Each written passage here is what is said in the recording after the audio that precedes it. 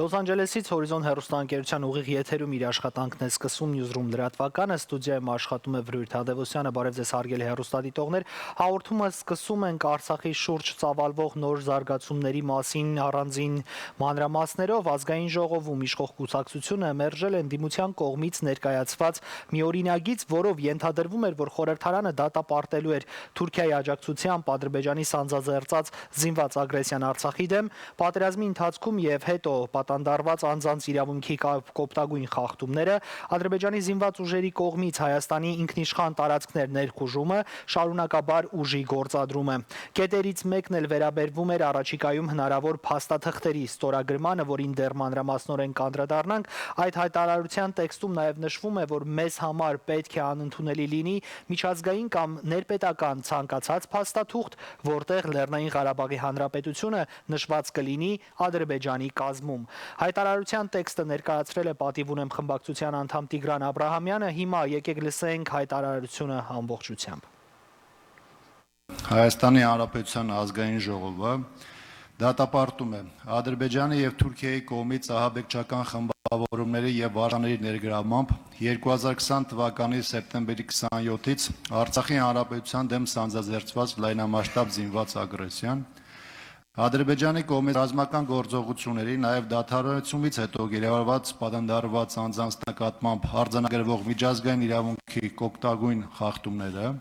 պատերազմական հանցագործություն համարվող գործողությունները, Ադրբեջանի կողմից Արցախի Հանրապետության տարածքների բռնազավթումը, Ադրբեջանի Հանրապետության զինված ուժերի կողմից Հայաստանի Հանրապետության ինքնիշխան տարածքների ներխուժումը, շարունակաբար ուժի գործադրումը կամ այն գործադրելու իրավական սպառնալիքները, Ադրբեջանի ռազմաքաղաքական եւ հանրային շրջանակների կողմից հայատյացության չդադարող հռետորաբանությունը, միջազգային հանրության միակողմանի եւ խեղաթյուրված տեղեկատվության ներկայացումը, արձանագրում է, որ Ադրբեջանի կողմից վերը նշված հանցագործությունները շարունակվում են ուղեկցվելով Հայաստանի ու Արցախի տարածքների նկատմամբ հավակնություններով, սահմանների որոշումը սահմանակից պետությունների բացառիկ իրավասության ոլորտն է եւ որ սահմանները որոշեն սահմանակից պետությունների միջև միջազգային իրավունքի հիման վրա համաձայնության միջոցով միավորված ազգերի կազմակերպության միջազգային պայմանագրերի իրավունքի մասին 1969 թվականի Վիեննայի կոնվենցիայի համաձայն, ըստ որի ի թիվս այլ դեպքերի առաջինը չէ ուժի սպառնալիքի կամ այն կիրառելու միջոցով ցանկացած միջազգային համաձայնություն։ Արցախի ժողովրդի իր պատմական տարածքում ինքնորոշման իրավունքի երաշխավորված իրացումը եւ Արցախի բռնազավթված տարածքների դեօկուպացիան տարածաշրջանում խաղաղության հաստատման գլխավոր նախապայմանն է ԵԱԿ Մինսկի խմբի համանախագահության ձևաչափով։ Առաջնորդվում է Հայաստանի Հանրապետության սահմանադրությամբ, որի համաձայն Հայաստանի Հանրապետության տարածքի փոփոխությանը վերաբերող հարցերը լուծվում են բացառապես հանրաքվեի միջոցով, ինչպես նաև Հայաստանի Հանրապետության Գերագույն խորհրդի 1992 թվականի հուլիսի 8-ի որոշմամբ, ըստ որի Հայաստանի Հանրապետությունը հետևականորեն սատար է կանգնում Լեռնային Ղարաբաղի Հանրապետությանը եւ նրա բնակչության իրավունքների պաշտպանությանը։ Հայաստանի Հանրապետության անընդունելի է միջազգային կամ ներպետական ցանկացած փաստաթուղթ, որտեղ Լեռնային Ղարաբաղի Հանրապետությունը նշված կլինի Ադրբեջանի կազմում։ Գտնում է, որ Ադրբեջանի խորհրդային սոցիալիստական հանրապետությանը ապօրինի բռնացված Արցախը չի կարող ընդգրկվել Ադրբեջանի տարածքային ամբողջականության շրջանակներում, Հայաստանի Հանրապետությունը չունի որևէ միջազգային իրավական պարտավորություն հիմք ընդունելու որևէ քարտեզով արձանագրված սահմանները, Հայաստանի Հանրապետությունը պաշտոնապես ներկայացնող որևէ անձ, այդ թվում գործադիր իշխանության ղեկավարը կամ այլ ներկայացուցիչը չի կարող գրավոր կամ բանավոր համաձայնության գալ, խախտելով Արցախի Հանրապետությանը եւ Հայաստանի Հանրապետությանը վերաբերող վերը նշված իրավական նորմերը։ Այդպիսի ցանկացած համաձայնություն ի սկզբանե առաջինչ է։ Յուտիպոսիդիս սկզբունքը կարող է կիրառվել միայն այն դեպքում, երբ երկու կողմերը համաձայնում են այն ընդունելու որպես սահմանազատման հիմք։ Հայաստանի Հանրապետության եւ Ադրբեջանի Հանրապետության միջև վեճերը կարող են լուծվել բացառապես խաղաղ միջոցներով, առանց ուժի եւ ուժի սպառնալիքի կիրառման։ Պահանջում է Հայաստանի Հանրապետության կառավարությունից զերծ մնալ որևէ բանակցությունից, գրավոր կամ բանավոր համաձայնություններից, որոնք խախտեն ՀՀ սահմանադրության պահանջներն ու հայ ժողովրդի կամքը արտահայտված անկախության հռչակագրով։ Ընթացող գործընթացների վերաբերյալ խորհրդանական տարբեր ձևաչափերով ապահովել ազգային ժողովին հավաստի տեղեկատվության տրամադրումը, զինված ուժերի բարեփոխումների առասարական վտանգային համակարգին վերաբերող հարցերում լինել հնարավորինս հրապարակային քննարկման դնել ինչպես մասնագիտական, այդպես էլ խորհրդանական տարբեր ձևաչափերով, առաջնագծում ապահովել անվտանգության անհրաժեշտ ամրաշինական ինժեներական աշխատանքներն ու տեխնիկական համակարգերը, արագացնել անվտանգության համակարգի վերափոխումների եւ արդիականացման գործընթացն այն համահունչ դարձնելով հետպատերազմական շրջանի սպառնալիքներին եւ տարածաշրջանում արկա մարտահրավերներին։ Կոչ է անմիջազգային կազմակերպություններին, բարեկամ երկրների խորհրդաներին դատապարտել Ադրբեջանի եւ Թուրքիայի կողմից իրականացված եւ շարունակվող հանցագործությունները, ձեռնարկել վերջիններիս նկատմամբ իրավական պատասխանատվության ենթարկվելու ուղղված գործողություններ։ Մանրամասնորեն լսելու եւ վերլուծելու անհրաժեշտություն կար, որովհետեւ ըստ էության այս տեքստում որևէ հակահայկական բովանդակություն չկար եւ նաեւ ընդդիմադիրները կառավարությունից պահանջում էին զերծ մնալ որևէ բանակցությունից, գրավոր կամ բանավոր համաձայնությունից, որոնք կխախտեն սահմանադրության պահանջներն ու հայ ժողովրդի կամքը եւ ընթացող գործընթացների վերաբերյալ ազգային ժողովին մանրամասն եւ հավաստի տեղեկատվություն կտրամադրեն։ Իշխող կուսակցությունը հարգելի հեռուստադիտողներ մերժել է այս հայտարարությունը այն հիմնավորմամբ, որ տեքստում կան ներքաղաքական բովանդակություն ունեցող ձևակերպումներ, որոնք ընդունելի չեն իրենց համար։ Ու սա այն ֆոնին, երբ արդեն մի քանի օր է ակտիվորեն շրջանառվում է մի թեզ, որ նոյեմբերի 9-ին Մոսկվայում ստորագրվելու է նոր եռակողմ պայմանագիր, որով Լեռնային Ղարաբաղը ճանաչվելու է Ադրբեջանի կազմում։ Այս մասին ռուսաստանյան եւ հայաստանյան հրապարակումների ամբողջացումը հետեւյալն է։ Նոյեմբերի 9-ին Հայաստանը եւ Ադրբեջանը Մոսկվայում երկու նոր փաստաթուղթ են ստորագրելու, այս մասին Ալիք մեդիան տեղեկացել է դիվանագիտական վստահելի աղբյուրներից, առաջին փաստաթղթով Երևանն ու Բաքուն ճանաչելու են միմյանց սահմաններն ու տարածքային ամբողջականությունը, հիմք ընդունելով 1920-ական թվականների Խորհրդային Միության Պաշտպանական գերատեսչության գլխավոր շտաբի քարտեզները։ Այդ քարտեզների մասին այսօր ոչ պաշտոնական կերպով հիշեցրել է Վլադիմիր Պուտինը։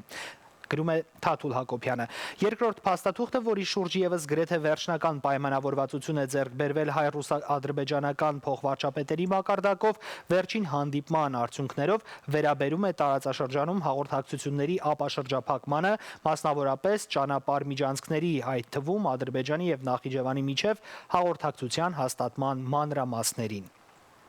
Հայկական կողմը օրեր շարունակ հերքում է այս տեղեկատվությունը, ազգային ժողովում արտգործնախարարը եւս այս մասին խոսել է, հիմա եկեք լսենք Արարատ Միրզոյանի հերքումը ամբողջությամբ։ Այդ երկու քննարկված բովանդակությամբ փաստաթղթերի ստորագրում անշուշտ չի նախատեսվում։ Նաև ուզում եմ ավելին ասել, այդ հանդիպումները մեր համար բազմաթիվ կիրառական նշանակություններ ունեն, նախ եւ առաջ եւս մեկ անգամ հնարավորություն կարող են ստեղծել հասցեագրելու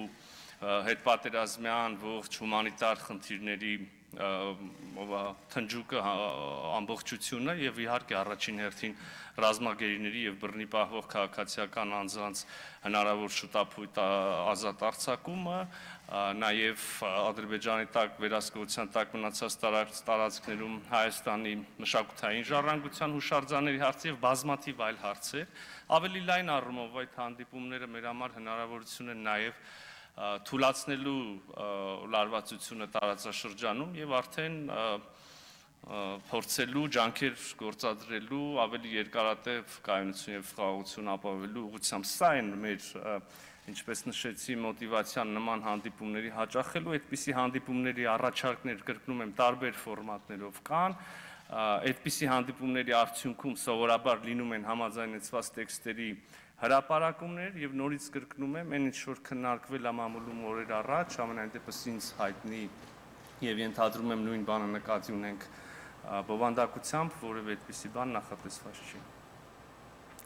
Այլ թեմաների մասին այսօր հոկտեմբերի 27-ն է մեր նորանկախ պետության քաղաքական կյանքի ամենախոշոր ոճրագործություններից մեկի 22-րդ տարելիցը։ Հոկտեմբերի 27-ին 1999 թվականին Նաիրի Հունանյանի հանցախումբը ներխուժելով ազգային ժողով սպանեց խորհրդարանի խոսնակ Կարեն Դեմիրճյանին, վարչապետ Վազգեն Սարգսյանին, խորհրդարանի փոխնախագահներ Յուրի Բախշյանին եւ Ռուբեն Միրոնյանին, падգամավորներ Արմենակ Արմենակյանին, Միքայել Քոթանյանին, Հենրիկ Աբրահամյանին եւ նախարար Լեոնարդ Պետրոսյանին եւս 8 հոգի վիրավորվեցին։ Հետագայում, երբ ձայներիզները տարածվեցին, հայտնի դարձավ, որ հարձակման նպատակը եղել է միայն Վազգեն Սարգսյանին սպանելը։ 2003 թվականի դեկտեմբերին դատարանը Հովհաննես Հունանյանին եւ նրա հանցախմբի 5 անդամներին դատապարտեց սմահ ազատազրկման, հանցախմբի եւս 1 անդամ դատապարտվեց 14 տարվա ազատազրկման։ Սմահ ազատազրկման դատապարտված Վռամ Գալստյանը հետագայում ինքնասպանություն գործեց, իսկ 14 տարվա ազատազրկման դատապարտված Համլետ Ստեփանյանը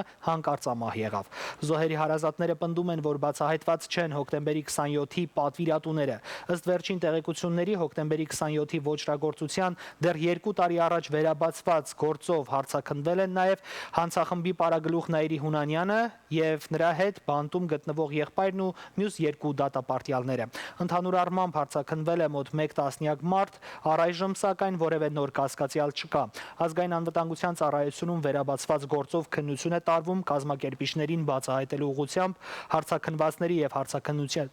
մանրամասները դատախազությունը դեռ չի հաղորդում։ Այդ օրվա մի հատված ներկայացնում ենք ձեզ առանց մեկնաբանության։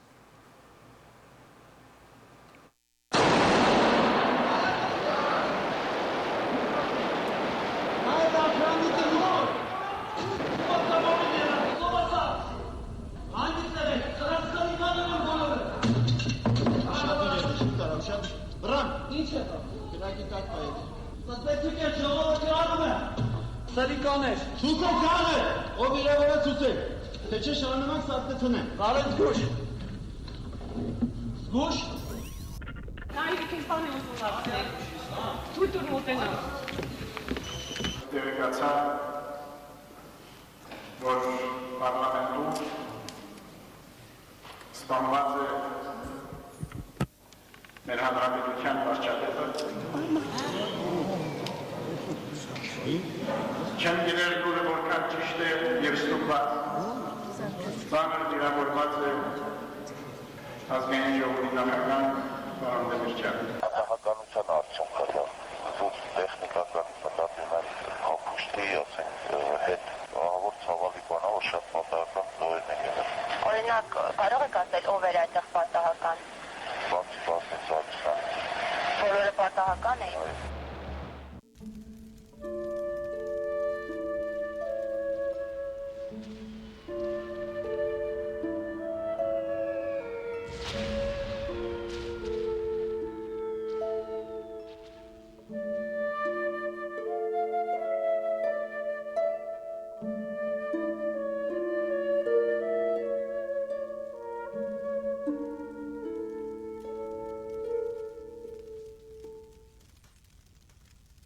Գլենդելի հենց սրտում գտնվող Viva Vein կենտրոնում բժշկական գիտությունների դոկտոր Ֆարաջ Հաննա Ալկասն իրականացնում է բարձրակարգ բուժ սպասարկում արյունատար անոթների հետ կապված բոլոր խնդիրներով։ Ստորին վերջույթների անոթային անբավարարության, խցանումների, վարիկոզ երակների, զարկերակային հիվանդությունների եւ երակային այլ պաթոլոգիաների արագ բացահայտում, կանխարգելում եւ իհարկե անհապաղ բուժում նորագույն տեխնոլոգիաներով։ Այստեղ ընդունվում են Medicare եւ այլ գրեթե բոլոր առողջական ապահովագրությունները։ Մանրամասների համար այցելեք վեբսայթ կամ զանգահարեք 818 745 64 63։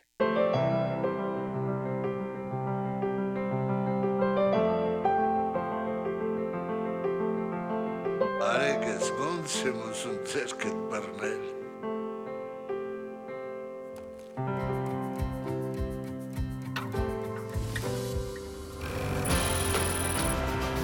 Հայաստանն ավելի մոտ է դարձել հայ փոստի հետ։ Ուղարկիր ծանոթ Հայաստան շահավետ պայմաններով, վճարելով ընդամենը $4 1 ֆունտի համար։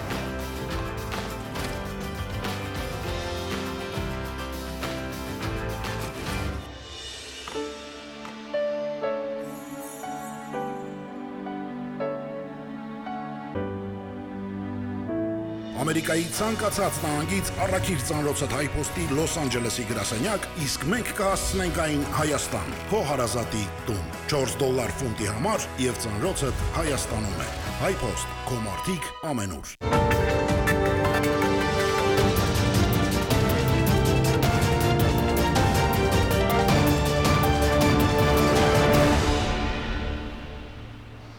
Հարգելի հեռուստադիտողներ, Հորիզոնի եթերում նյուզրումի թողարկումը շարունակում ենք հատուկ հարցազրույցով։ Վաղը հոկտեմբերի 28-ին Լոս Անջելեսում տեղի կունենա 45 օր պայքար հանուն ժողովրդի վավերագրական ֆիլմի վերջին ցուցադրությունը։ Այսօր իմ զրուցակիցը ֆիլմի ստեղծողներն են, մարդիկ, ովքեր երկար ժամանակ արդեն ամբողջ Միացյալ Նահանգներով մեկ շրջում եւ ցույց են տալիս ֆիլմը։ Նախքան կներկայացնեմ իմ հյուրերին, հիմա առանձին անդրադարձ ֆիլմին։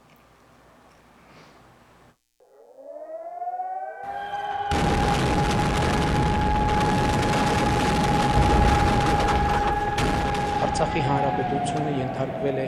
ադրբեջանական զինված ուժերի ագրեսիայի։ Fighting between Armenia and Azerbaijan has continued. Nagorno-Karabakh sits within the national boundaries of Azerbaijan but is populated by Armenians. It is ancient land with great cultural significance. Fighting between Azerbaijan and Armenia over the disputed territory of Nagorno-Karabakh. There is a humanitarian crisis going on. 18, 19 years sons fighting against Turkish special troops, against ISIS from Syria. Any Western leader, they could have ended this war in 2 days, but they weren't willing to do that. Whether we live or die doesn't matter. Not all lives are equal, and our lives don't matter. And we've learned that. Drones, cannons, you name it, they were just constantly coming. They're using kamikaze drones as well as surveillance drones, and this is a game changer in this war. How do you feel that no one came to help Armenia? Angry with all countries, not help Armenia. We see awful things, and nobody know about that. Armenia was only one.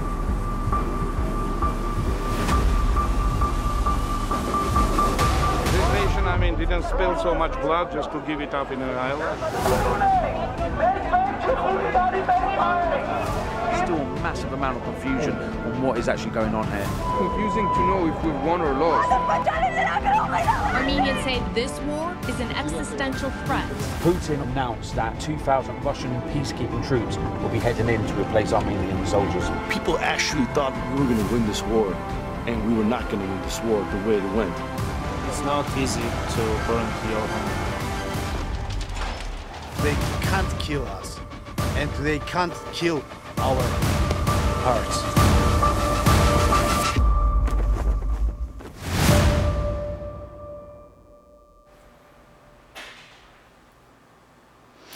Եվ այսպես հարգելի հեռուստադիտողներ, իմ զրուցակիցն է 45 օր պայքար հանուն ժողովրդի ֆիլմի հեղինակ, պատերազմական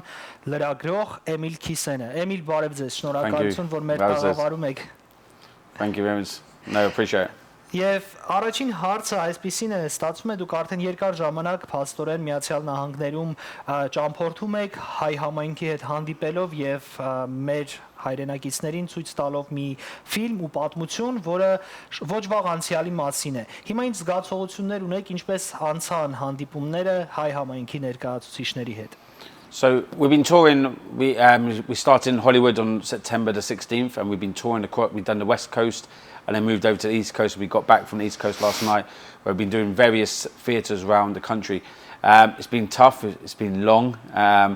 but the audience has been fantastic everywhere we go. And when we first started off, the audience was generally more Armenians. And as we're going on from location to location, more non-Armenians are coming along to watch the documentary because they're intrigued. And yesterday we screened it to the American football team, the Patriots, and who are all non-Armenian, obviously, because the interest is there. Եվ այս ամբողջ ընթացքում շատ հետաքրքիր է, որ ֆիլմի մասին բավականին մեծ քննարկումներ եւս ծավալվեցին։ Հարցս հետեւյալն է. առաջին անգամ, առաջին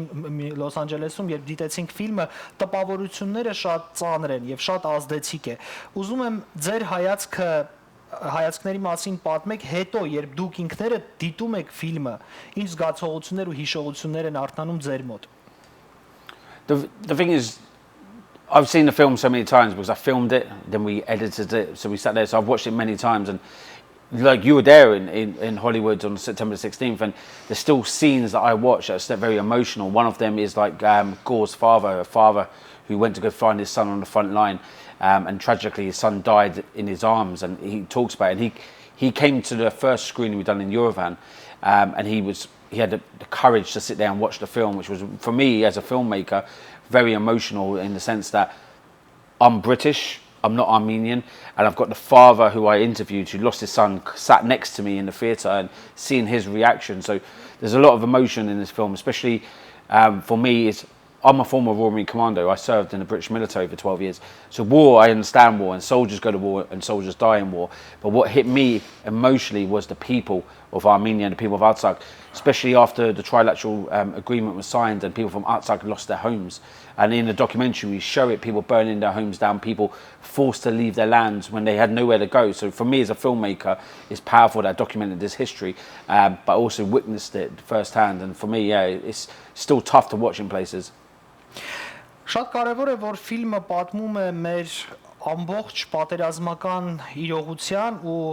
աշխարհի հայերի ներգրավված լինելու մասին։ Հատկանշական է ձեր ներկայությունը հենց առաջին գծում։ Ուզում եմ նախքան Արցախյան պատերազմի մասին խոսելը, երբևէ ձեր տեսած պատերազմների մասին պատմեք, որտեղ եք եղել, որ կոնֆլիկտային գոտիներում եք աշխատել եւ ինչ զգացողություններ ունեիք այդ ամենը Արցախում տեսնելով։ So I served in the military, like I was saying, in Britain. So I went to Iraq and Afghanistan, one of the first troops into Afghanistan and into the invasion of Iraq. And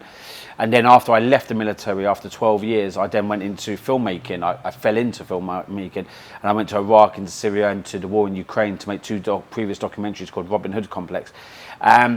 This war was very different to the other wars I've been to, in a sense that especially as a filmmaker, they were conventional. It was Azerbaijan versus Armenia over Artsakh. But this war was very heavily drone orientated. That the fact is that Israeli drones were used, Turkish drones were used. For me, it was an eye-opener to see the fact is that the Armenians weren't prepared for the war. The Azeris were very prepared because they were obviously waiting for their timing. Their timing was perfect because the world was busy with COVID. They had US elections going on, so the media weren't really covering the war. So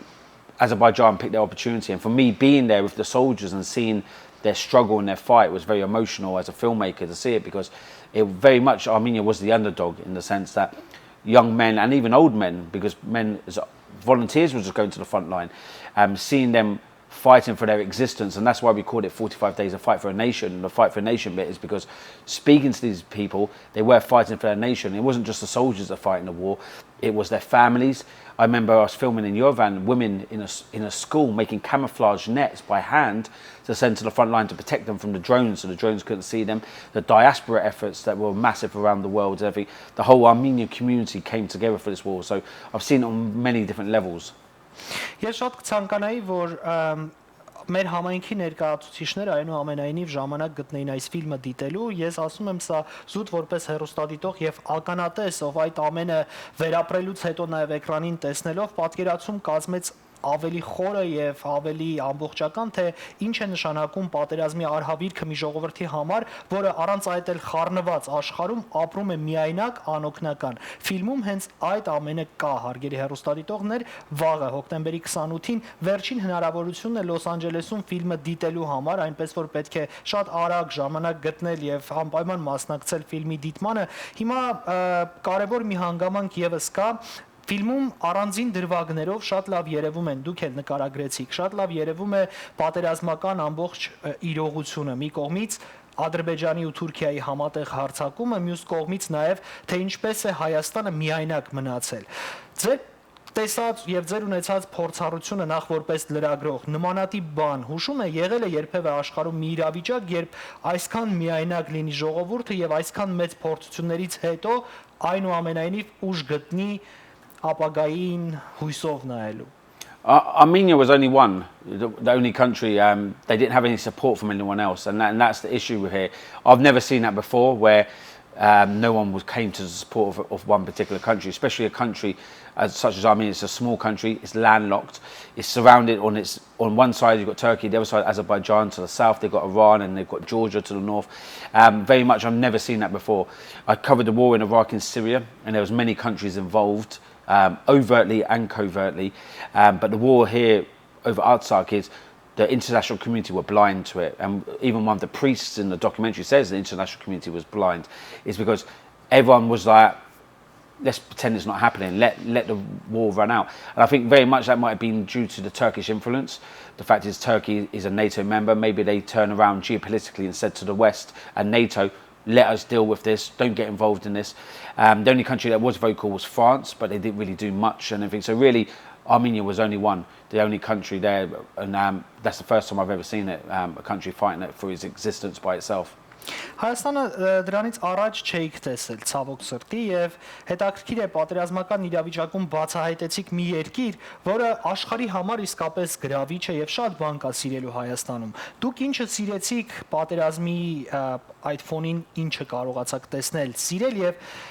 ապագայում երբ կգնաք Հայաստան։ Ինչ առիթ պիտի լինի, որ գնաք Հայաստան։ The thing is, that was my first time in Armenia and everything, and I've met Armenians before, and my father is Syrian, he's a Christian Syrian, so, and even my father talks about Armenians in Syria, and the fact is that Armenians are, if you want your watch fixed or you want the tailor to make a suit for you, you go to the Armenians are very trusted people. This war is, the Armenians as a race aren't aggressive people. So when I saw the war start, I thought, what's going on here, looking into more in depth here. The Armenians treated me very well in my time in Artsakh and Armenia because they felt as though they were helpless. No one was telling their story, and then I turn up as a British man telling their story. The hospitality was massive. They fed me a lot of food. I put a lot of weight on because the Armenians were like, eat. And the things with Armenians is, I'm sat there, they're eating, and they finish eating, but they're like, you keep eating, you're the foreigner, you're the other, you keep eating. I'm like, oh. So yeah, the Armenian people did look after me massively, and I'd love to go back to Armenia in different circumstances. I'm planning hopefully next year, once we finish with the film and everything, to go back for a vacation just to relax and enjoy Armenia. I spent near enough 11 months in Armenia, so I've travelled around the whole country and everything. It's a beautiful place, and I'm telling all my friends that are non-Armenian, go visit Armenia because it's a great place, and the food's good, the culture's brilliant. Yeah, Armenia is a great place to be. Շատ լավ, շնորհակալ եմ, շատ կարճ դադարից հետո ինձ են միանալու նաև ձեր ընկերները, ֆիլմի պրոդյուսեր Ասկո Հակոբյանը եւ երգիչ, երգահան Արտուր Խաչենցը, բայց վերջում մենք ունենք մեծ լսարան, ովքեր աշխարհի տարբեր երկրներից են մեզ միանում ամեն օր այս ժամին, ուզում եմ ձեր խոսքը ուղղեք հայերին, մարդկանց, ովքեր հետևում են ձեզ։ Thank you. No, it's just look forward. I hope people come to watch the documentary tomorrow in Hollywood's the last day, screening in the USA before we go to Canada. And yeah, we've entered the film into the Oscars because we want to champion Armenia. We want people to know about what happened last year. This is an important story to tell, so that people can see what happened, especially non-Armenians. So I'm passionate about this documentary. But thank you for your time and I appreciate it. Շնորհակալ եմ շատ նաև ձեզ, մենք անպայման հնարավորություն կունենանք այս ֆիլմի ապագայի ծրագրերի մասին մեր հեռուստադիտողներին մանրամասն ներկայացնելու կարճ վայրկյաններ անց, հարգելի հեռուստադիտողներ, հիմա մենք ունենք հատուկ տեսանյութ, որտեղ մանրամասնորեն պատմում ենք 45 օր ֆիլմի պրեմիերայի եւ նրա բովանդակության մասին։ Դիտենք անմիջապես, հետո վերադառնում ենք։ Պատերազմի առաջին օրերին Էմիլ Քիսենը մեկնում է Հայաստան, որպես հակամարտությունները վավերագրող լրագրող։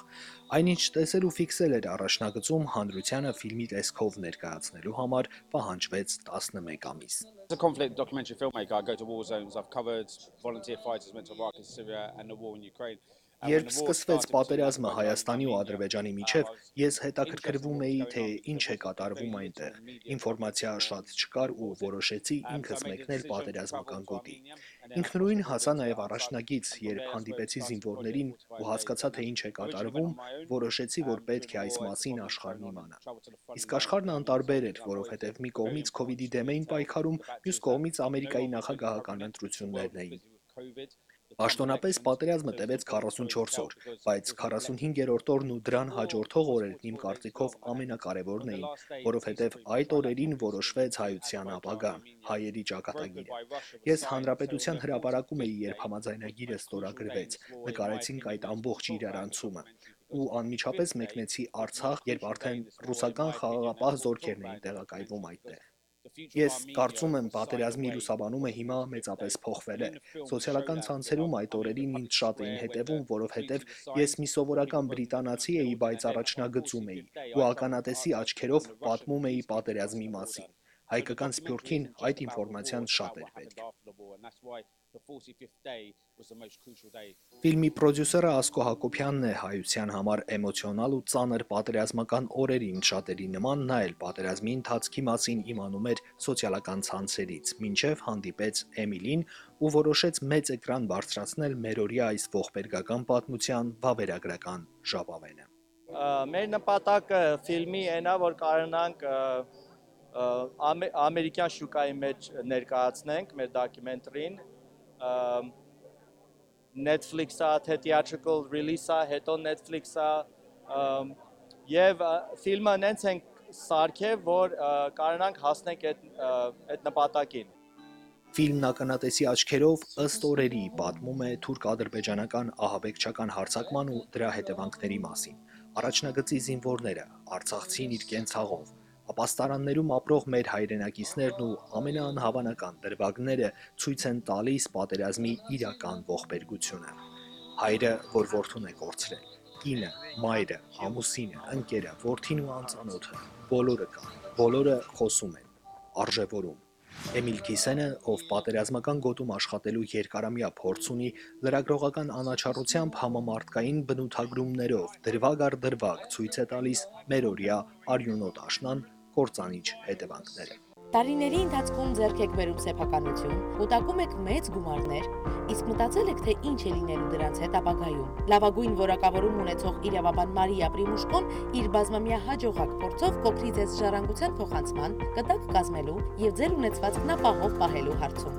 Estate planning, bankruptcy, personal injury եւ այլ իրավական հարցերով դիմեք MVP Law Group։ Ձեր ընտանիքի ապագան կախված է այսօրվա կայացրած որոշումից։ 818 788 7881 Հայաստանում ամեն 7-րդ ընտանիք տառապում է անպտղությամբ։ Եթե մեզանից յուրաքանչյուրը գիտակցի իր դերն ու ուժը հասարակության մեջ, հասկանա, որ իր թեկուզ ամենաչնչին հանգանակությունը կգումարվի իր նման մտածող միլիոնավոր մարդկանց հանգանակություններին։ Մենք կարողանանք ստեղծել մեր երազած պայմանները մեր երկրում։ Հայ ասոցիացիայի հայ մանուկ ծրագիրն արդեն ապացուցել է, որ հնարավոր է լինել միասնական։ Ինչպես? Շատ հեշտ։ Հենց քո տված ամսական $1 նույնիսկ կօգնի, որ մեկ երեխա լույս աշխարհ գա։ Գաղափար, միասնություն, հոգատարություն։ Այս 3 բաղադրիչներով ենք մենք առաջնորդվում եւ դրա պտուղները քաղում ենք բոլորս։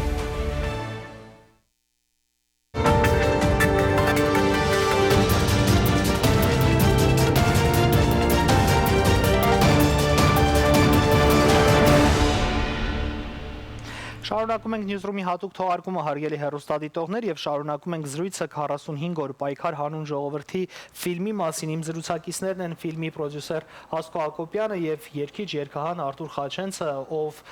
ֆիլմի սաունդթրեքի հեղինակն է նաեւ։ Բարև ձեզ, բարի գալուստ մեր տաղավար։ Բարև ձեզ, բարև ջան։ Եվ ինչ տպավորություններ ունեք, դուք երեք եք վերադարձել Բոստոնից ու ուզում եմ այս ամբողջ ճամփորդություններից ձեր տպավորություններից խոսեք։ Այո, երեք Բոստոնում, իհարկե երեք չառաջորը Բոստոնում մեծ պրեմիերան արեցինք, լավ հայ ժողովուրդ հավաքվել էր, շատ հաճելի էր, Արտուրն էլ ընդեղ էր մեր հետ, բոլորը հուզվան, սիրեցին, ծափահարեցին, ոնց որ արդեն պատկերացնում եք, հետո մույս օրը ամերիկյան ֆուտբոլ թիմի համար private screening արեցինք, որը որ մեր համար շատ մեծ սուրպրայզ էր էդի, որտեվ հենց մեր ֆիլմը հենց օտարի համար ենք մենք պատրաստել, որ կարողանանք օտարներին ցույց տանք ինչ ա եղել մեր ազգի հետ։ So շատ հաճելի էր եւ երեք իրիկուն հասանք, հիմա պատրաստում ենք վաղվա համար ու ապագայի մասին մտածենք եւ աշխատենք դեպի։ Ապագայի ծրագրերից դեռ խոսենք, Արտուրին եւս ողջունենք մեր տաղավարում։ Արտուր, պատերազմից անմիջապես հետո, եթե չեմ սխալվում, մենք առիթ ունեցանք խոսելու տեսակապով ձեր զգացողությունների ու տպավորությունների մասին եք պատմել մեզ։ Հիմա լինելով այստեղ եւ այսքան մեծ աշխատանք կատարելով ինչպես 45 օր ֆիլմի, այնպես էլ հայ համայնքի հետ հանդիպումների ընթացքում, ինչ զգացողություններ ունեք։ Զգացողություններս այն են, որ նախ եւ առաջ զգացի, որ այստեղ կարոտի զգացումից, թե նվիրականության ավելի շատ են ձգտում դեպի Հայաստան կամ Արցախ ու մանավանդ պատերազմից հետո ու շատ մարդկանց համար, ինչպես իմ, պատերազմը չի ավարտվել ու շարունակություն է կրում, շարունակական բնույթ է կրում, քանզի կան չլուծված հարցեր ու խնդիրներ, ու որի մասին նաեւ այս ֆիլմն է, եւ տղաներին շնորհակալ եմ, որ ինձ են վստահել հենց ու հուսամ ես փորձել եմ ու կարողացել եմ ստացվել է իմ մոտ ստանալ ֆիլմի սաունդթրեքը, որը հենց մեր այդ համընդհանուր պայքարի ու այդ անարդարության դեմ այդ պատերազմ կոչեցյալի մասին էր ու որը իրականում դեռևս շարունակվում է ու պետք է մի ձևով ճիշտ մատուցել առհասարակ հանրությանը, ոչ թե զուտ միայն հայերին, ովքեր անձամբ տեսել են, զգացել են, գոնե այստեղից հեռվից հեռու ապրել են։ Արտուր, պատերազմի օրերին, երբ ձեր երգով հանդիսատեցին հենց ռազմի դաշտից ներկայացաք ժողովրդին, որը անհամբերությամբ սպասում էր պատերազմի դաշտից նորությունների,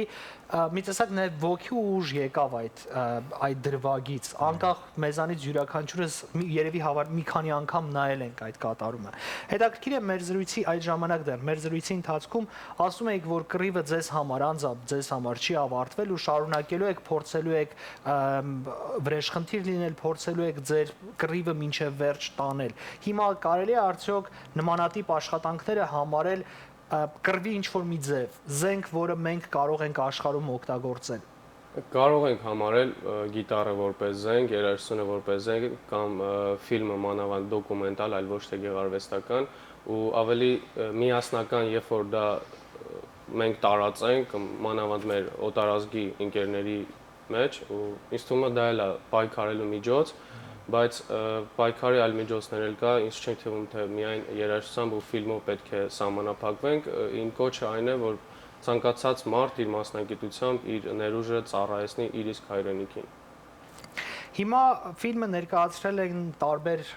Միացյալ Նահանգների տարբեր հայ համայնքներում, ձեր հանդիպումներից եմ ուզում նաև տպավորություններով կիսվեք, որովհետև հանդիսատեսը ես տեսել եմ Լոս Անջելեսում ինչպես է ձեզ ընդունել, դա ջերմ ընդունելություն էր, ձեզ սիրում էին, բոլորը կարծես թե ճանաչում էին ձեզ նախ եւ առաջ որպես կռված ազատամարտիկ։ Ինչ զգացողություններ ունեք այդ հանդիպումներից ու ինչ կցանկանայիք հայկական սփյուռքին ասել մեր տաղավարից։ Նախ կասեմ, որ չէի պատկերացնում, որ այսքան մոտիվացիա եմ տվել ու այսքան ոգեշնչել եմ ընդհանրապես մի վիդեո անելով, որը ընդհանրապես կոչ էր, որ ես դեռ կենթանի եմ ու պայքարի մեջ եմ, դեռևս կռվի մեջ եմ ու իմ համար ավելի շատ պատասխանատվության զգացում կա ու ավելի պարտավորեցնող է, երբ որ այսքան մեծ համերգներ, մեծ քաղաքներ շրջագայելով, ֆիլմը ներկայացնելով թե հայկական համայնքներում, դպրոցներում ու համալսարաններով ներկա լինել ու ինձ որպես հայ զինվորի կերպար կամ ազատամարտիկ կամ առհասարակ կոմպոզիտոր, պոետ ու ստեղծագործող մարդ ներկայացնելը ավելի շատ է պարտավորեցնում ու ավելի շատ է մոտիվացիա նույն ձևի փոխադարձաբար էներգետիկա է տալիս, որպեսզի ես ավելի առաջ նայեմ ու ավելի շատ աշխատեմ ինքս ին վրա, ին որակների, որպեսզի կարողանամ կատարելագործել ու ավելի ճիշտ հունով ընթանալ դեպի պայքարը։ Ասկո ոնց առաջացավ գաղափարը Արտուրի հետ համագործակցելու։ Կարծես թե ֆիլմը, որը իրական պատերազմի արտացոլանքն է, նաև մի իրական երաժշտական նյարդ ունեցավ Արտուրի օգնությամբ, ամբողջացնելով պատկերը, ում մոտ առաջացավ գաղափարը։ Այո, Արտուրի կլիպը բոլորս նայեցինք, իհարկե ես էլ նայեցի, շատ հուզվա եւ այդ ինչ որ ինքը ասեց the reason որ ինքը էդի գցեց, էդի ես զգացի, որ ինքը էդ է ուզում ասի այդ կլիպով, որ մենք դեռ կան։ So որ ֆիլմի վրա աշխատում էինք, արդեն Արտուրը գրել էր, իր ընկերը Արտեմը գրել էր, Էմիլի հետ խոսացել ենք, որ ունենք մի հատ sense տաղանդ, որ ուզում ենք մի ձևի կապենք մեր դոկումենտարի հետ եւ որոշեցինք, որ ամենաճիշտ ձևը կլներ, որ օգտագործենք իր տաղանդը, որը soundtrack գրելն է ֆիլմի համար։ So արդեն որ հասանք այն պահին, որ պետք է մյուզիկի վրա աշխատենք, Արտուրի հետ զրուցեցինք, ես ու Էմիլը ու որոշեցինք, որ մի հատ կլիպ իրան ցույց տանք ու ինքը դրա վրա արդեն շատ հաճելի մի հատ soundtrack-ը գրել եւ բոլորը նայում են, հուզվում են, հենց նպատակն է դա, որ ֆիլմի սկիզբից ինքը մի հատ live այդ երգը ոնց որ ժողովրդի համար նվագի, հետո ֆիլմի մեջ արդեն իրանք կլսեն ու կհասկանան։ So այդ ձև դասավորվա եւ շատ ուրախ եմ, որ այդպես եղավ, շատ լավ ստացվեց։ Ֆիլմը ունի մեծ ապագա, բայց նախքան առանձին այլ երկրների հայ համայնքներում ցուցադրումը, ուզում եմ խոսենք արտասահմանյան հեռուստադիտողի ու հանդիսատեսի ուշադրությունը գրավելուց։ Հատկանշական է, ֆիլմը անգլերեն է, ֆիլմը հասանելի է բոլոր ազգերի ներկայացուցիչներին, բայց արդյոք կարողանում ենք նրանց հասնել, նպատակին ծառայում է թե ոչ։ Այո, հենց նպատակը այդ էր այդ ֆիլմը, որ պետք է կարողանանք օտարներին ցույց տանք եւ իրանք նայեն եւ սիրեն։ Առաջուց որոշեցինք, որ մի հատ մեր հայկական ժողովրդին ցույց տանք Ամերիկայի մեջ, որը ունեն բոլորը օտար ընկերներ եւ հետո իրանք կարան իրանց օտար ընկերներին ոնց որ հպարտանալը ասեն մի հատ այս դոկումենտարին նայեք։ So հիմա ես actively distribution-ի վրա եմ աշխատում, լիքը մեծ ծանոթություն ունեմ ամերիկյան շուկայի մեջ, էսի իհարկե երկրորդ հայկական ֆիլմս է, բայց ինքը այո անգլերենով է, հենց այսօր արդեն մենք մտանք Օսկարի ռեյսի մեջ, որը որ մենք ճիշտ է փոքր ենք, մեծ ձայն չունենք, ֆինանսով ուժեղ չենք, համեմատած մեծ ուրիշ դոկումենտարների հետ, բայց վստահ եմ, որ եթե ժողովուրդը նայի, կարողանալու են իրանք ընդունեն մեր նպատակը եւ առաջ տանեն։ So ամենաառաջի քայլը դա որ պետք է best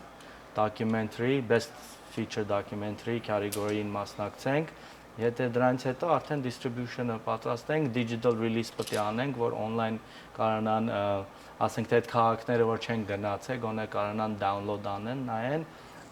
եւ եթե էլի կարողանանք կինոթատրոններում ցույց տանք ավելի երկար ժամանակով, իհարկե դա էլ է սեղանի վրա։ So լիքը աշխատանք ունենք, բայց ճիշտ ճանապարհին է էթում։ Լավ, հիմա առաջիկայում որ երկրներ են պլանավորված ճամփորդությունները, որտեղ կարող են դիտել ֆիլմը։ Վաղը ունենք Chinese Theater-ի վերջի screening-ն է Լոս Անջելեսում, հետո այդում ենք Canada, Montreal, Toronto պետք է ցույց տանք, հետո ֆինալը կլինի Լոնդոնում, մի հատ է Լոնդոնում ցույց կտանք, ընդել շատ մեծ Էմիլի արդեն city-ն է, so ընդել մեծ following ունի ինքը, դրանից հետո արդեն բոլոր երկիրը պետք է կարողանա download անի նայի։ Ես գիտեմ, որ նաև դուք ուզում եք ֆիլմը խոշոր հեռարձակող ընկերությունների հետ համագործակցելով ներառել նաև նրանց ցանկերում։ Կա ինչ-որ առաջընթաց այդ հարցում, մարդիկ հեռուստադիտողները դիտելու հնարավորություն կունենան, թե ոչ։ Այո, հնարավորություն կունենան, մենակ մի քիչ շատ դժվար է թեման որպես կռիվ, հետո այնց ազգի մասին է, որ դեր ճիշտ է հայերը բոլոր աշխարհով ճանաչված են, բայց էլի այտենց demand չկա, so մի քիչ դժվար է այտենց մեծ TV deal անելը, բայց հույսով եմ, որ կարողանանք ցույց տանք, որ ինքը աշխատում է, ժողովուրդը նայվում է, եթե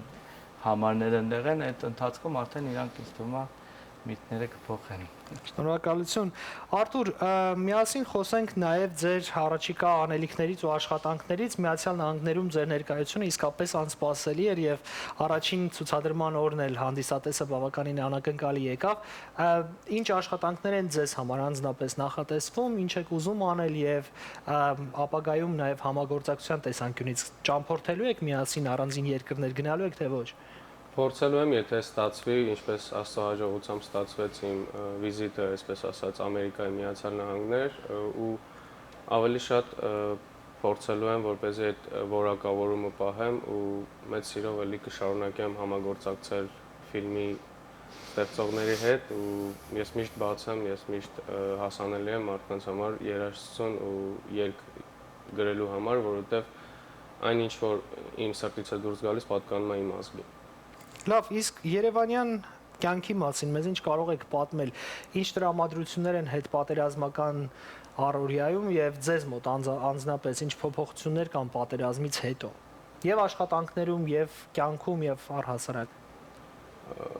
Ճշմարիտ կլինեմ եւ արդար ինքս իմ հանդեպ նախ եւ առաջ ու կասեմ, որ Երևանյան իրականությունը մեկ այլ բան է, քան հայաստանյան ու արցախյան այդ խնդրը, հայկական հարցը, որը հիմա ծանրացել է հայ ժողովրդի գլխին ու Երևանյան այդ քեֆ ուրախության այդ մթնոլորտը մի կողմ դրած մենք ունենք ոչ բարոկ վիճակում գտնվող դիրքեր, ծառայության մեջ զինվորներ, ովքեր շատ վատ պայմաններում շարունակում են դիրք պահել, որոնք թե Արցախի, թե Հայաստանի բոլոր սահմաններով համատարած իրենց ծառայությունն են շարունակում իրականացնել ու դրա համար ասում եմ ինչպես իմ համար ու ցանկացած հայ գիտակից մարդու համար պատերազմը չի ավարտվել ու կրում է իր շարունակությունը ու հուսով եմ մենք բոլորս նախ եւ առաջ գիտակցում կունենանք ու հասկացողություն կունենանք մտնել այդ պայքարի մեջ թե ֆիլմի շնորհիվ, թե առանց ֆիլմի, թե երգերի, ստեղծագործությունների, թե մեր փոխադարձ այս հաղորդումների եւ այլ գործունեությունների շնորհիվ, որպեսզի իրոք մենք դառնանք ավելի միասնական ու իսկական միասնական, ոչ թե մեզ խաբելով, ասենք ծովից ծով Հայաստան են եղել, Աստված այդքան անարդար չի գտնվի մեր հանդեպ, առաջի քրիստոնյան են եղել, մենք ամենաուժեղն ենք ընդհակառակը, ես վնդում եմ, որ մենք հիմա թույլ ենք, մենք իրավունք չունենք թուլանալու, մենք պետք է պայքարենք ու մենք չպիտի ընդհանրապես հանձնվենք, քանզի ցանկացած նահատակված հայ զինվոր այս պատերազմի ընթացքում չի պատկերացրել ու չի ակնկալել նման վերջաբան ու իրականում չկա վերջաբան, քանի կանք մենք։ Արթուր, ձեր տունը, հայրական տունը հադրութում էր, դուք դա կորցրիք եւ դժվար է հիմա փոխանցել մարդկանց զգացողությունը, թե ինչ է նշանակում տուն կորց, այսինքն արմատ կորցնել։ Ես ուզում եմ դա մեր հեռուստադիտողները ի վերջո պատկերացնեն, որքան էլ ցավալի է, որովհետև ես ինքս իմ մանկությունը անցել է սահմանամերձ գյուղում, երբ ադրբեջանական տները ընդամենը շատ 10 կիլոմետր հեռավորության, մի քանի կիլոմետրի մասին է խոսքը։ Երբ տեսնում էինք նրանց շարժը առօրյա։ Հիմա ձեր զգացողությունն եմ ուզում պատմեք մեր հեռուստադիտողներին, հարցս նաև պատահական չէր պատերազմից հետո ապրելու մասին, ինչ է զգում մարդը, որ տալով հայրենիքին եւ կորցնելով եղածն էլ ստիպված է ապրել այդ ամենը բաց աչքերով ու արթուն մտքով տեսնելու։ Ամենաահավորը այն չէ, որ տուն ես կորցնում հայրենիքում, ամենավտանգավորն ու ամենաանընդունելին այն է, որ չարդարացված քո ընկերները, քո ընկերների կյանքը չարդարացված այդ արյունը, որը չի մարսվել ու սնուցվել այդ հողի մեջ, պատկանում է թշնամու տիրապետության տակ է գտնվում ու տուն կորցնելը կարող ես ապուշ գտնվել, խաղադրույք անել ու ինչ որ մի հատ կազինոյում կամ ինչ որ մի հատ տեղ կորցնել քո տունը, կրվել քո ավտոմեքենան, կրվել քո ունեցվածքը, բայց իմ ունեցվածքը նախ եւ առաջ այդ հայրենիք հասկացողությունը իմ ընկերների կյանքն են, այն բնությունն են, այն արմատներն են, որ այն հիշողություններն են, որտեղ ես ապրել եմ, դաստիարակվել եմ, սնուցվել եմ ու դարձել եմ ուժեղ մարդ կամ դարձել եմ այն ինչ որ կամ հիմա ու կարողացել եմ այդ ամեն ինչը բնությունից ու իմ հայրենիքից ունենալ ու այսօր ես իրավունք չունեմ հանձնվելու, քանզի դեռ տղաների ոչ թե չար, այսպես ասած, վրեժխնդրությունը, ընդհակառակը պայքարելու ուժը ինձ երբեք հանգիստ չի թողնում։ Լավ, ցավոք մենք ավելի երկար չենք կարող խոսել, ես ուզում եմ նաև մեր հեռուստադիտողներին դիմելով ամփոփենք, եթե ինչ որ բան ունեք ավելացնելու, համեցեք։ Կոչ կանեի, որ համեցեք Արցախ, եկեք Հայաստան ու ձեր իսկ աչքերով ականատես եղեք իրավիճակին ոչ Երևանում, այլ սահմանամերձ գյուղեր գնալով, սահման մեկնելով, զինվորների կյանքը տեսնելով ու ձեր իսկ օրինակով փորձեք որևիցե մի հատ օգտակար բան անել հայրենիքի համար։ Շնորհակալություն Արթուր, հասքո։ Այո, ես կուզեմ, որ բոլորս united մնանք, կարողանանք առաջ եթանք իրար հետ, համ Սփյուռքը, համ Հայաստանը, ինչ որ շատ դժվար ապագա ունենք, ճիշտ է, քաղաքը լավ շարժա ցույց տալի դեպի լավը, բայց դրանից դուրս մի քիչ ավելի դժվար է։ Հետո ընդեր կան լիքը զինվորներ, որ հետ են եկել, որ ինվալիդ են, դեր վիրավոր են, so պետք է կարողանանք այդ հարցի դիմաց պայքարենք։ So ես կուզեմ, որ Սփյուռքը դժգոհ չմնա եւ պայքարի այդ ոնց որ մենք կռվի պատերազմի վախտենք պայքարում։ Հատկանշական է նաև, որ ֆիլմում շատ լավ երևում է նաև Սփյուռքի այդ միասնականությունը, ֆիլմում մանրամասնորեն դուք կտեսնեք, իսկապես դժվար է նայել ֆիլմը, հիմա նաև անկեղծ լինենք, շատ դժվար է, որովհետև Էմիլ Քիսենը տեսախցիկով հասել է այնպիսի կետեր, որտեղ նույնիսկ հայ լրագրողներ չեն եղել։ Արժևորելով բոլոր մեր գործընկերների աշխատանքը, այնուամենայնիվ մենք բոլորս նմանատիպ ֆիլմերի կարիք ունենք, որովհետև այսպես ենք կարողանում աշխարհին պատմել մեր ողբերգության մասին եւ արդարություն ու արդարադատություն պահանջել։ 45 օր պայքար հանուն ժողովրդի ֆիլմը հենց այդ մասին է, թե ինչպես միայնակ ժողովուրդը անկախ ամեն ինչից կարողացավ ոտքի վրա մնալ, գոնե գոյատևման, գոյապայքարում կարողացավ այնուամենայնիվ ողջ մնալ։ Ֆիլմը վերջին անգամ դիտելու հնարավորություն ունեք վաղը Լոս Անջելեսում, հարգելի հեռուստադիտողներ, իդեպ որտեղից կարող են ձեռք բերել տոմսերը։ 45daysfilm.net մեր վեբսայթն է, այնտեղից կարող ընտրեք թիքետներ եւ ընտրեք Լոս Անջելես եւ Eventbrite-ով առնեք տոմսերը։ Մեր social media-ում սա գցում ենք, այս համարյա մի ամիսա ամեն օր ոնց որ այդ դրա վրա ենք աշխատում։ Բայց մեր վեբսայթից 45daysfilm.net։ Շնորհակալություն։ Այսօրվա համար այսքանը, հարգելի հեռուստադիտողներ, մենք հիմա հավարտում ենք մեր թողարկումը, բոլորիդ հրաժեշտ եմ տալիս ամենավերջին նորություններով, մենք կհանդիպենք վաղը նույն ժամին Հորիզոնի ուղիղ եթերում։ Մնացեք խաղաղությամբ։ Գլենդելից գտնվող Viva Vein կենտրոնում բժշկական գիտությունների դոկտոր Ֆարաջ Հաննալկասն իրականացնում է բարձրակարգ բուրս սպասարկում արյունատար անոթների հետ կապված բոլոր խնդիրներով։ Ստորին վերջույթների անոթային անբավարարության, խցանումների, վարիկոզ երակների, զարկերակային հիվանդությունների եւ երակային այլ պաթոլոգիաների արագ բացահայտում, կանխարգելում եւ իհարկե անհապաղ բուժում նորագույն տեխնոլոգիաներով։ Այստեղ ընդունվում են Medicare եւ այլ գրեթե բոլոր առողջական ապահովագրությունները։ Մանրամասների համար այցելեք վեբսայթ կամ զանգահարեք 818 745 64 63։ Տարիների ընթացքում ձեռք եք բերում սեփականություն, կուտակում եք մեծ գումարներ, իսկ մտածել եք, թե ինչ է լինելու դրանց հետ ապագայում։ Լավագույն որակավորում ունեցող իրավաբան Մարիա Պրիմուշկոն իր բազմամյա հաջողակ փորձով կօգնի ձեզ ժառանգության փոխանցման, կտակ կազմելու եւ ձեր ունեցվածքն ապահով պահելու հարցում։ Estate planning, bankruptcy, personal injury եւ այլ իրավական հարցերով դիմեք MVP Law Group։ Ձեր ընտանիքի ապագան կախված է այսօրվա կայացրած որոշումից։ 818 788 7881։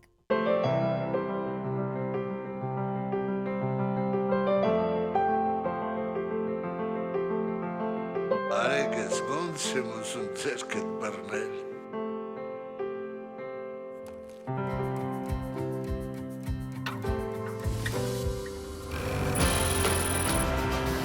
Հայաստանն ավելի մոտ է դարձել HiPost-ի հետ։ Ուղարկիր ծանոթ Հայաստան շահավետ պայմաններով, վճարելով ընդամենը $4 1 ֆունտի համար։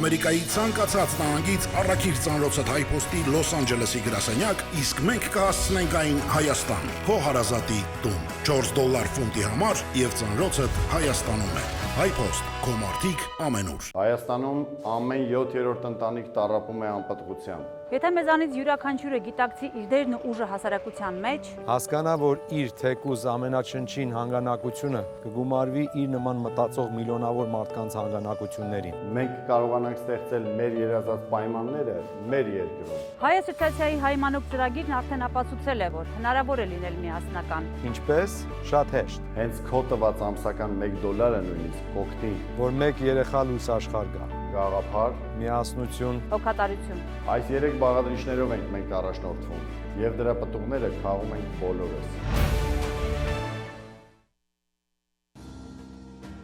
Simple Steps բարձրակարգ պտղաբերական կենտրոնն առաջարկում է լավագույն բուժսպասարկումը նրանց համար, ովքեր ցանկանում են սուրոգատ մայր դառնալ կամ ձվաբջջի դոնոր լինել։ Մենք հասանելի ենք շուրջօրյա, ունենք նույնիսկ բուժքրոջ անհատական այցելություն։ Սա աննախադեպ մոտեցում է, որպեսզի վստահ լինենք, որ ձվաբջջի դոնորներն ու սուրոգատ մայրերը ապահով են, առողջ եւ անվտանգ։ Մենք նաեւ բարձր ենք գնահատում ձեր աշխատանքը։ 818 747 3198 Simple Steps Fertility Խոհանոցային պարագաների շուկայում առաջատար եւ որպես ամենաբարձրակարգ վիրաբուժական մետաղներն օգտագործող Salad Master ընկերությունը իր ավանդույթին համաձայն տարին 2 անգամ հաճելի անակնկալ է մատուցում իր բոլոր գնորդներին եւ այսպես հերթական նորույթը ոսկե շարքի սահմանափակ արտադրանքի ցանկում շտապեք հավելել ձեր հավաքածուն այս ունիվերսալ եւ անչափ գեղեցիկ կաթսայով քանզի այն արտադրված է սահմանափակ քանակությամբ Գործում են մատչելի պայմաններ ինչպես ներկա օգտատերերի, այնպես էլ նոր գնորդների համար։ Մանրամասների համար կապվեք Salad Master-ի ձեր ներկայացուցչի հետ կամ զանգահարեք նշված հեռախոսահամարով։ Eating Right։ Մենք ներկայացնում ենք առողջության եւ հարմարավետության երաշխիքները։